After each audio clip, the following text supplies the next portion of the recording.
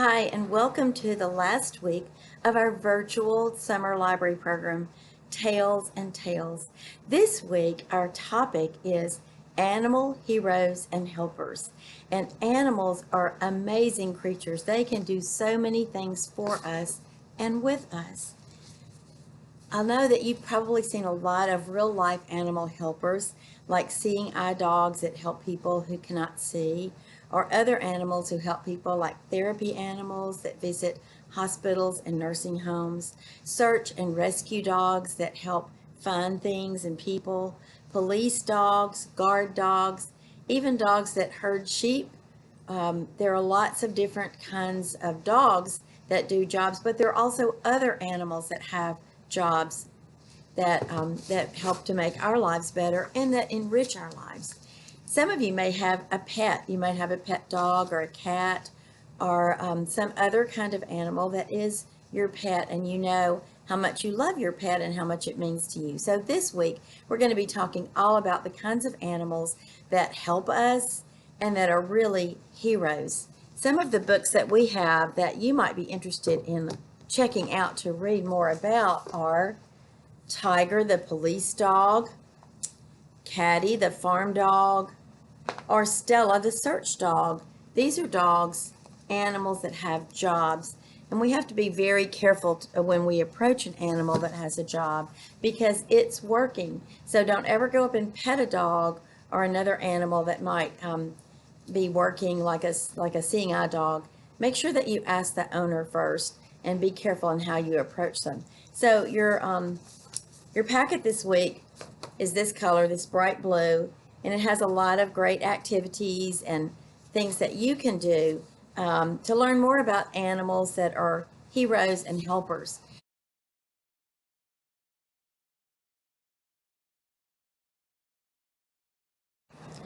This book is The Bravest Dog Ever, The True Story of Balto, and it is a true story.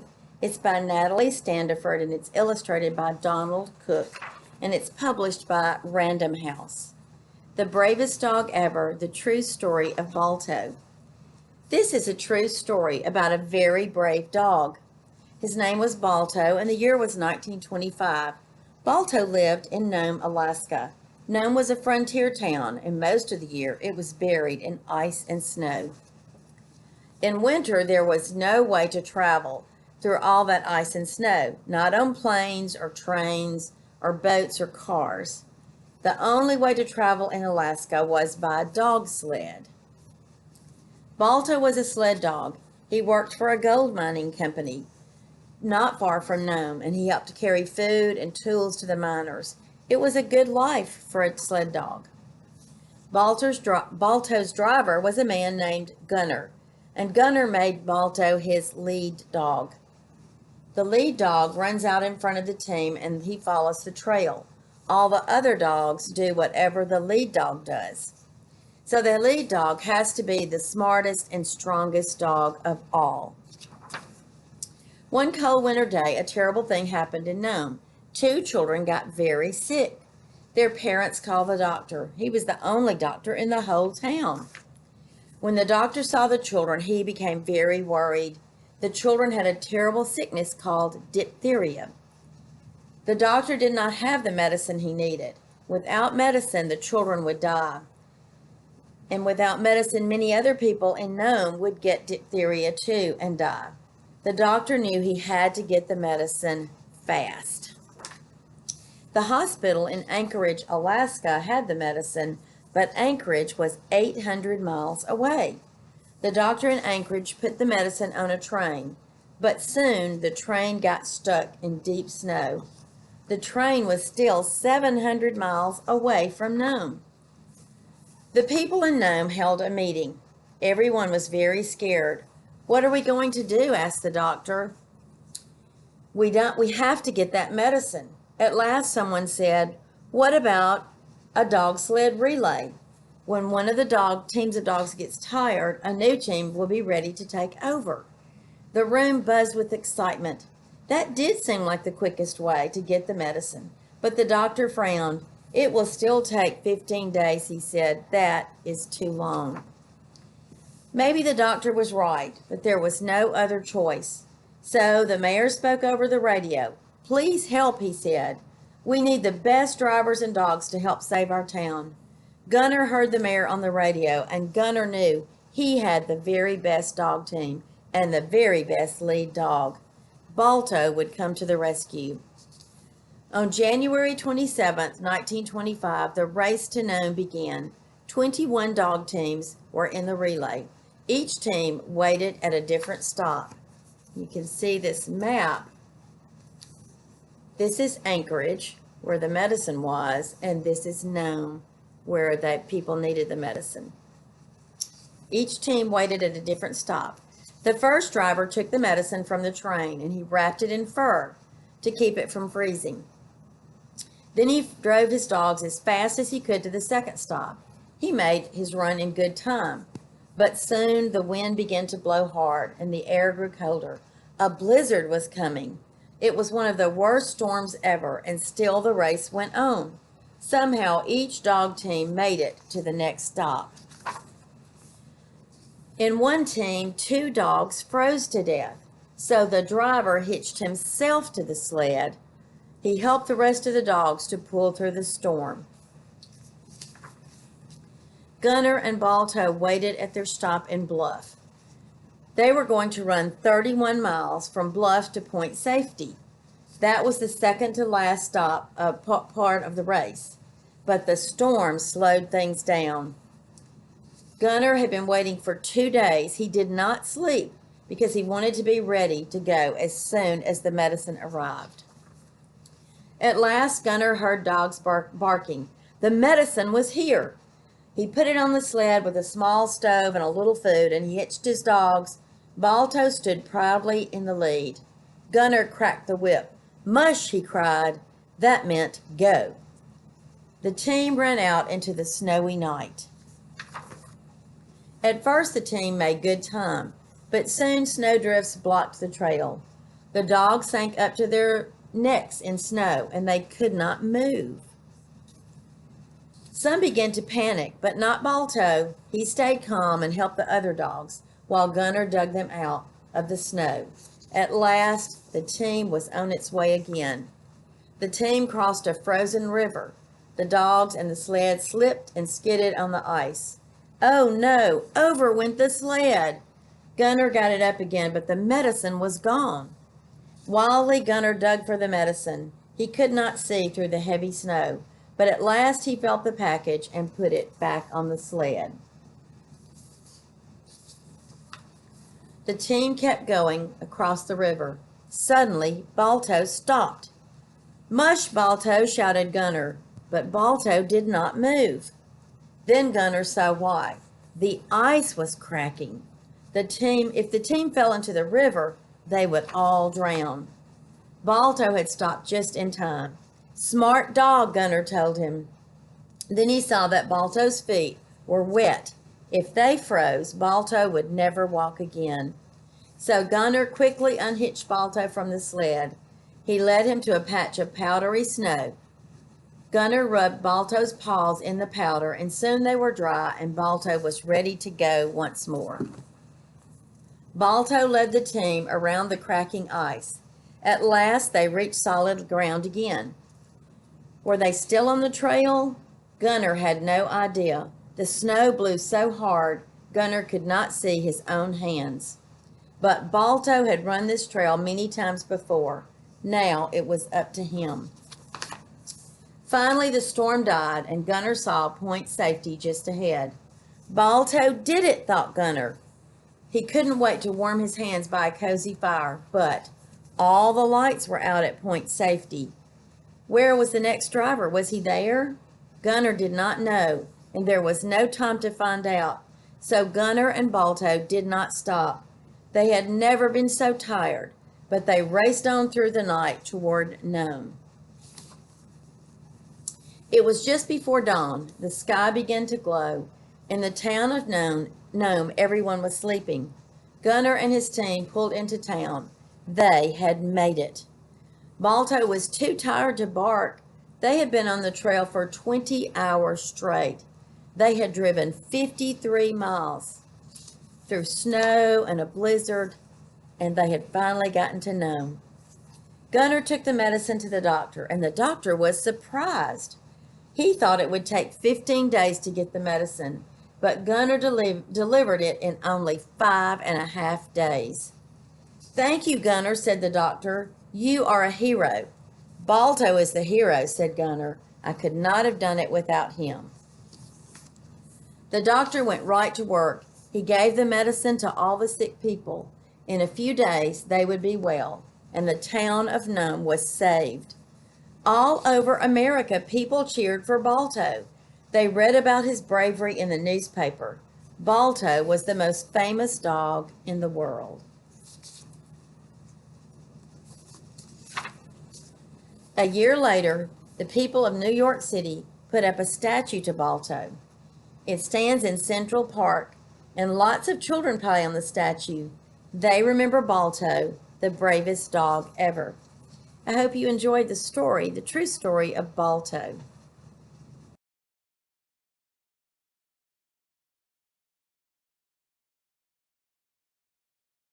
Her next story is Dewey. There's a cat in the library. There are many ways that animals can be helpers and friends to us. And this is a wonderful story about a cat that was a helper. Dewey, There's a Cat in the Library by Vicki Myron and Brett Witter, illustrated by Steve James and published by Little Brown and Company. Every night, people left books in the return box of the library in the small town of Spencer, Iowa. Funny books, big books, truck books, pig books, they left them all. But one night, on the coldest night of the year, someone left a strange surprise: a tiny kitten.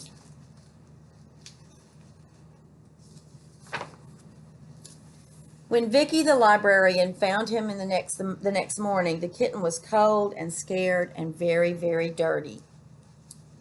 Vicki took one look and decided to give him a warm bath. The kitten went into the sink brown and crying, but he came out orange and purring. "I'm going to keep you," said Vicki, who already loved him. "We'll name you Dewey, read more books. You can live here and be our library cat." But Dewey had no idea what it meant to be a library cat, so he did what all kittens do. He played. He lounged on the newspaper, he rode the book cart, and he knocked the pens to the floor. He goofed around with Marty Mouse, his toy. He snooped in every open drawer, and he always found at least one rubber band. But what Dewey loved most of all was the people. Tall ones, round ones, quiet ones, loud ones, little ones, however, surprised him the most, and not always in a good way. "Look, Nathan," said his mommy, "there's a cat in the library." Nathan bent down and said, "Hooey dooey oops."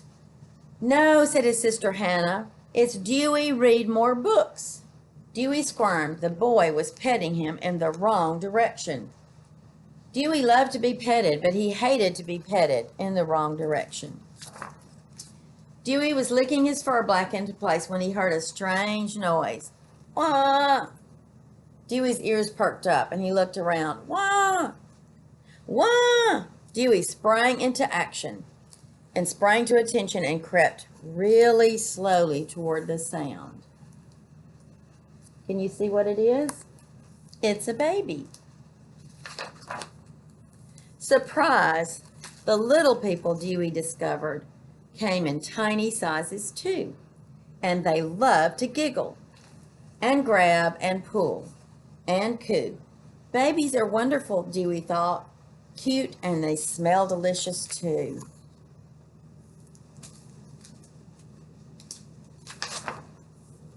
A few days later, Dewey went exploring, and he discovered in a secret room the most exciting thing he had ever seen: children's story hour. "Wowsy whiskers, this looks fun," Dewey thought, and he pushed into the room with his nose. Someone shouted, "There's a cat in the library," and Dewey froze. It was quiet for 1 minute, and then everything went wild.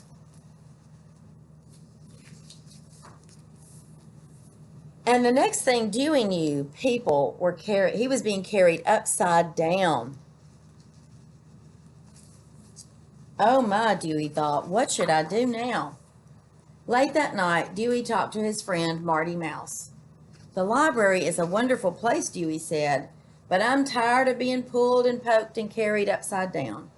I'm just not the cat. I'm not just a cat in the library. I'm a library cat. A library cat helps people, I think, and I'm 92% convinced that's the reason I'm around. Marty Mouse didn't say anything. I'm gonna do it, Dewey thought. I'm gonna help people. And he felt so happy that he threw Marty Mouse into the air and kicked him with his back legs and then slept on him like a pillow. The next morning, when the first people arrived, Dewey was waiting to greet them at the front door. All morning, Dewey acted like a library cat. He read with the mommies and grandmas, he helped the daddies work, and he even shelved books with the library clerk.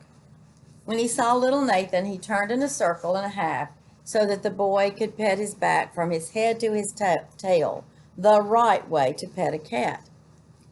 I'm glad we're friends, Dewey, Nathan said. And Dewey smiled at that. By lunchtime, Dewey was worn out.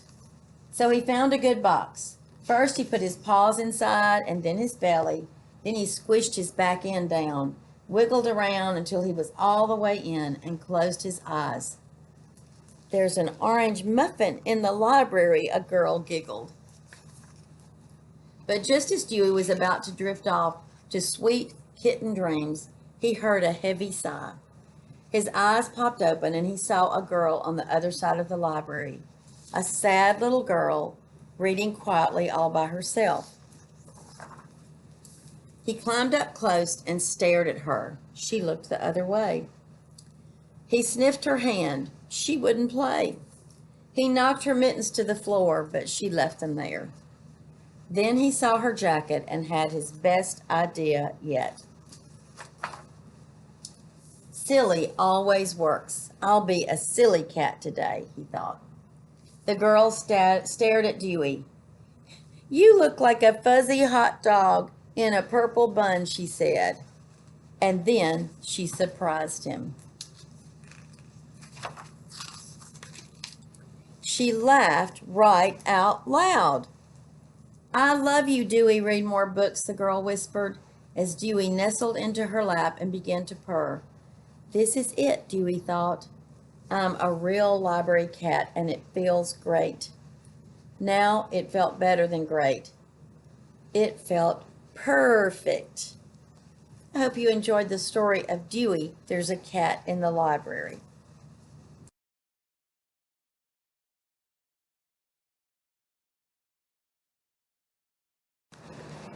This story is about a dog that was a very best friend with his owner, Mr. K and Yudi by Karen Stanton.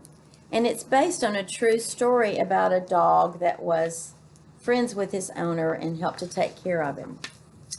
Mr. K and Yudi by Karen Stanton, and it's published by Golden Books of New York. Mr. K and Yudi were family and the best of friends. They went everywhere together. Here's Mr. K in his blue slippers and Yudi the dog, and they're in front of the fireplace. Each morning, Mr. K laced up his walking shoes. Then he and Yudi shuffled out the door of their house, past Mrs. Dorothea's garden, where Yudi liked to bury his best bones, down to Maxine's bakery for peppermint tea and bear claws. I think Yudi likes all of the pastries and things in the bakery window. In the afternoons, they listened to opera music at home. Later, Mr. K and Yudi sat together under the big walnut tree in the park to watch the sunset. For dinner, Mr. K and Yudi ate at Penny's Diner. Yudi always sat under the table by Mr. K's left leg, where he could see Penny serving the customers in her red high tops. Yudi always had meatballs, extra large with no sauce. Back home after dinner, Yudi brought Mr. K his blue slippers with the chew marks on the left toe. They sat by the fire together, Mr. K in his comfortable chair and Yudi on his favorite rug, sipping warm milk and dreaming. Mr. K remembered the good old days when Mrs. K was still alive. Yudi dreamed up new ways to scare the squirrels in the walnut tree. At 10, Mr. K got up from his comfortable chair, took his medicine, and shuffled into the bedroom for the night. Yudi always circled around 3 times on his pillow to find the best spot on the pillow next to Mr. K's bed. After the second bedtime story, Mr. K reached down to scratch Yudi behind the ears and said, "You're a good one, Yudi." And Yudi always licked Mr. K on the hand, which meant good night. One day, Mr. K did not get out of bed. Yudi stayed by his side all morning, but Mr. K did not get up. Yudi was listening to Mr. K's soft snoring and dreaming of bear claws and extra large meatballs when he realized that he was in great need of a fire hydrant. He licked Mr. K's hand and headed off for the park, where he kept an eye out for the dog catcher's black shiny boots. Yudi was so busy chasing squirrels in the walnut tree that he lost track of time. It was almost dark when Yudi hurried back home and heard a frightening sound. Complete silence. No snoring, no opera music, no crackle of the fire in the fireplace, not even the shuffle of slippers. Yudi raced to Mr. K's bedroom and jumped up on the bed.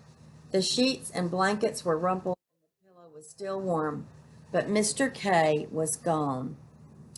Yudi frantically searched the house. Mr. K's tweed jacket and felt hat were still hanging by the door, and next to them rested his cane. The only things missing were Mr. K and his blue slippers. Yudi waited for Mr. K to return. After 2 long days with no meatballs, no music, and no scratches behind the ears, Yudi heard a key in the lock. The door swung open, but instead of shuffling footsteps, Yudi heard the click-clack of high heels. He hid under Mr. K's bed. The high heels clacked around the house, followed by a pair of clumping work boots. "Pack it all up, Henry," said the high-heel person. The man in work boots began filling boxes with Mr. K's opera records, his books, his pictures, and even Yudi's fireside rug. Yudi knew that Mr. K was not coming back. Nobody even noticed as he slipped away in search of a man wearing blue slippers.